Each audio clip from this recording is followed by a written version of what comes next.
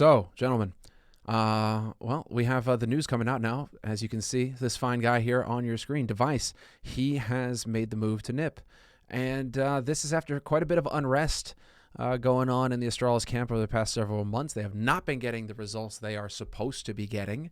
They have kind of dropped off, and a lot of speculation was turning around that, whether or not there was management putting pressure on the players to make plays, because of course Astralis are a publicly traded company. They need to be coming up with the goods, and you only really come up with the goods when you're winning, barring deals with Tivoli or whatever to bump your price up there. But like, there's been some struggles going on in the Astralis camp for a bit. They've been underperforming, and you can get this as well through the recent performances that we've seen where we had access to, we didn't directly have access to comms, but you have obviously access to the footage of the players when they play now. And the way that they look, it's just the body language was telling you that something is terribly, terribly wrong. Because normally in a winning Astralis, even if they lose rounds or lose maps, they're joking around, they're having a good time. This Astralis here that we were seeing recently is just flat dead. Zonic is face palming when rounds are going against them. Nobody looks like they're talking. It just looks like it's a done deal. And so I think everybody was kind of just, wincing in preparation for the change. Like, what was going to happen? There was a lot of, Simple with his little video recently on the IRL stream saying something, we pracked against Astralis, and it was pretty shocking, to see who's in it. And now that makes me think, everybody's thinking Bubsky's coming back. It actually makes me think that they were pracking with Esatag, and that, he's just, Esatag instead of Dev1ce. That's the real thing. It makes me think that Navi pracked against Astralis and Esatag was there instead of Dev1ce, and it wasn't even Bubsky sitting in, it was Esatag there, because Dupree's spending every day with Esatag right now, it seems like, according to Instagram. So, is Esatag coming back to Astralis? Is that going to be the play for Astralis to try and replace Dev1ce? Esatag did well for Astralis in the past, so maybe that's the play. Maybe that's what needs to happen. But let's take it step by step here. Already, been a little bit of talk lately. It's not the first time I've talked about NiP on the channel, but there's been a little bit of a talk about the performance on NiP, how I think that they have the most potential going forward in 2021 out of many of the teams out there. I really am excited for the NiP project. I think they've got everything right. I think they've got the leadership. They've got the backing from the management. Everybody seems to be on the same page. They lack ego on that team. And so it feels like they've really set themselves up for success. The one thing, that they were kind of struggling with, well, two things, I guess, although ZTR not really performing on an individual mechanical level right now seems to bring a lot to the team in terms of, hell, he's calling on a couple of maps. He knows the smokes, he knows the strats. And so you think that mechanically he's going to start just getting into it as he gets more comfortable. But Nawwk has been kind of hit or miss on the team. And so right now, at least as far as, we can take a quick look at his complete statistics here. Let's be a little bit more reasonable. But over the past 3 months, it's like a 1.02 rating. He's had like highs, but then he's also had lows. But your AWPer can't be in the red like this. Not right now in this meta. It feels like the meta right now in CSGO is very much focused on ops, that you need to have an AWPer. G2 can say whatever the hell they want. Don't really care. They can try and play it off like, haha, you don't need an AWP in this era. Yeah. If you had an AWP that you could count on, you would be winning a lot more G2. But, that's the thing. They're trying to make themselves feel better because they're stuck with that roster, and so they're trying to make that work. Over here on NiP side, though, Nawwk would have strong performances, and then he would underperform, and it would be a kind of like mix, and you're not really sure what's going on there. So I was actually saying recently that, we need just a little bit more performance out of Nawwk, right?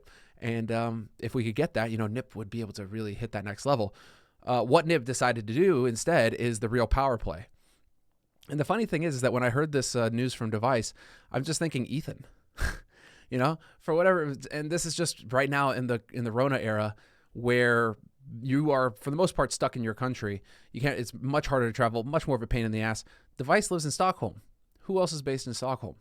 NiP. Headquarters are here. The players boot camp here. We're seeing that thanks to NiP's video footage of behind the scenes, where you have all these guys that they've got them all there on one location with the coaches and everything. It's perfect for Dev1ce. They need an AWP. Dev1ce has an AWP. They need more experience. Dev1ce has that. The real question that I'm really wondering right now is ego, and whether or not Dev1ce is going to be able to slot into the team well, and if they make it expressly clear to him, because Dev1ce is going to be able to bring a lot to the table. Don't get me wrong. There's going to be a tremendous amount of experience that he's going to be able to bring to the table as a multi-major champion, as essentially top 3 player in the world consistently for years now. The guy has got what you need in terms of performance. It's just whether or not he's going to be able to slot into whatever system threat Hampus, ZTR have going for him right now over at NiP. So that's my concern, is that Dev1ce, you know, slots into the system and that they know how to.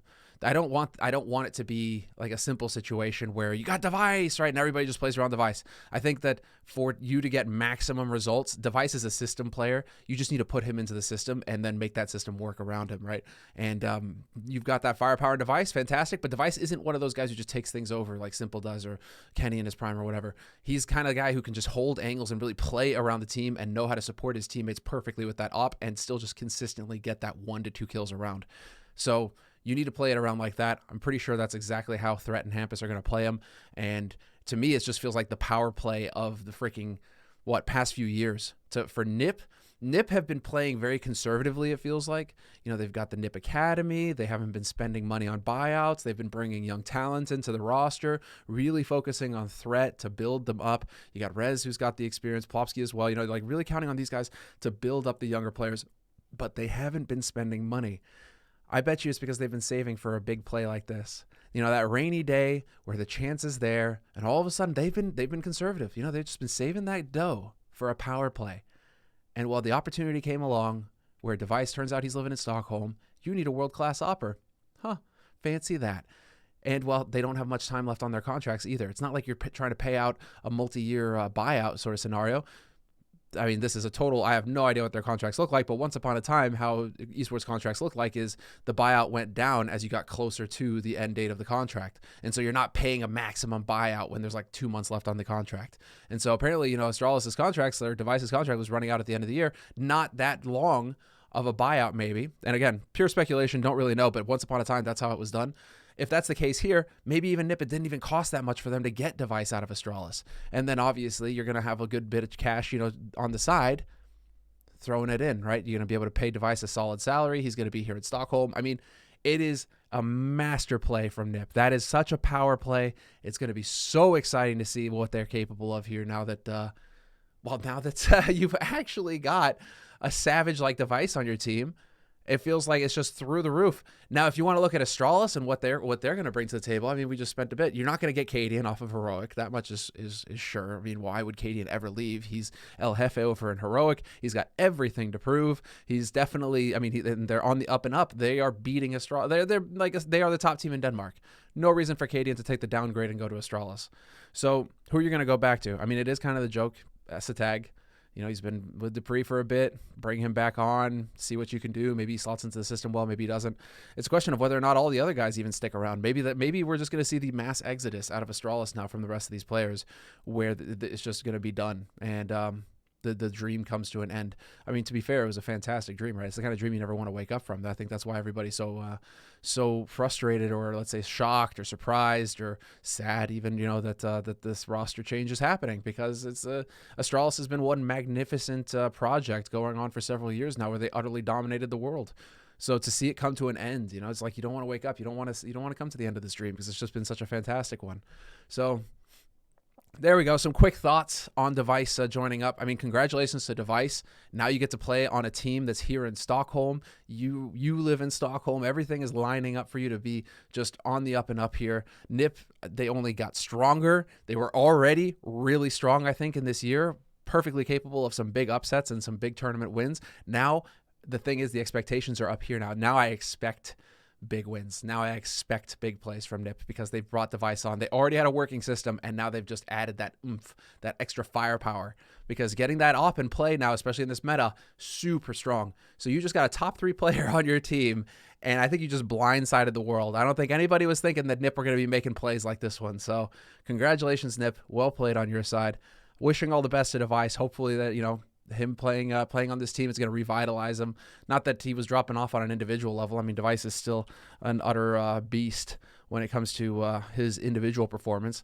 So, you know, even with all these trials and tribulations, he's still averaging 1.16. Like, Astralis are getting yeeted out of tournaments early. They're underperforming as a team, and he's still here putting up the numbers. So, I mean, it's actually going to be really exciting to see what NiP can do here. And maybe we're just going to get that new NiP era rolling in, huh? How fun would that be? It'd be pretty good. All right. Well, that's going to be it, guys. If you enjoyed this, please leave a comment. Tell me what you guys think about this change. I know a lot of people have been active in the chat that you know, this has just been popping off. It's been crazy to see.